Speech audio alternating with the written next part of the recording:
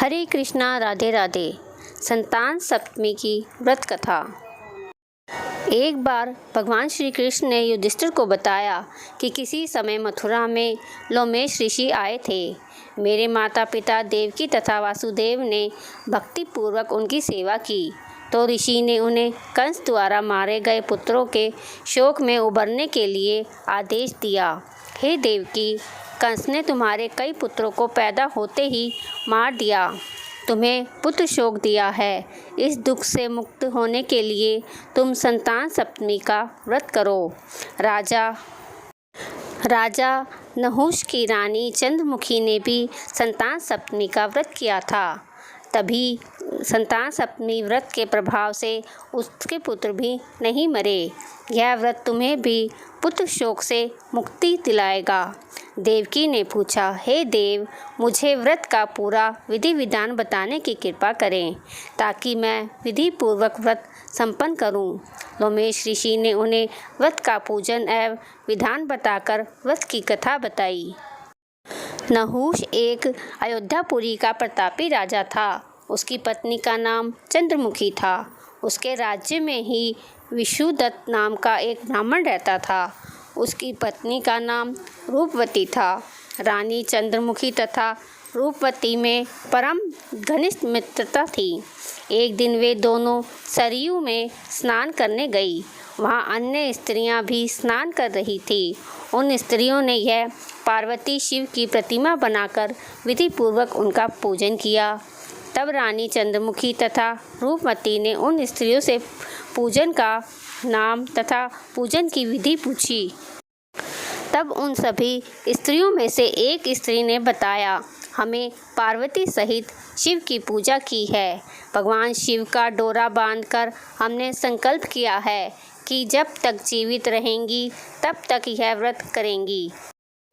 यह व्रत मुक्ताभरण व्रत, सुख तथा संतान की प्राप्ति देने वाला व्रत है। उस स्त्री की बात सुनकर उन दोनों सखियों ने भी जीवन परिवर्तन इस व्रत को करने का संकल्प करके शिवजी जी के नाम का डोरा बांध लिया। किंतु घर पहुंचने पर वे संकल्प को भूल गई। फलतः मृत्यु के पश्चात उसके फलस्वरूप रानी मृत्यु के पश्चात वानरी तथा ब्राह्मणी मुर्गी की योनि में पैदा हुई।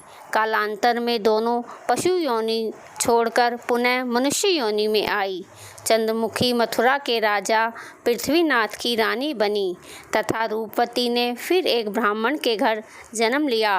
इस जन्म में रानी का नाम ईश्वरी तथा ब्राह्मणी का नाम भूषणा था।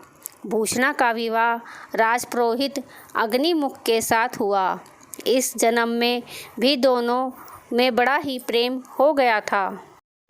व्रत का संकल्प भूलने के कारण ही रानी इस जन्म में भी संतान सुख से वंचित रही। प्रौढ़ावस्था में उसने एक गूंगा तथा बहरा पुत्र को जन्म दिया, मगर वह भी 9 वर्ष का ही होकर मर गया।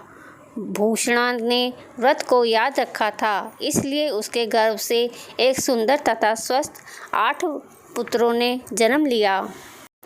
रानी ईश्वरी के पुत्र शोक की संवेदना के लिए एक दिन भूषणा उससे मिलने गई। उसे देखते ही रानी के मन में दहाड़ पैदा हुई।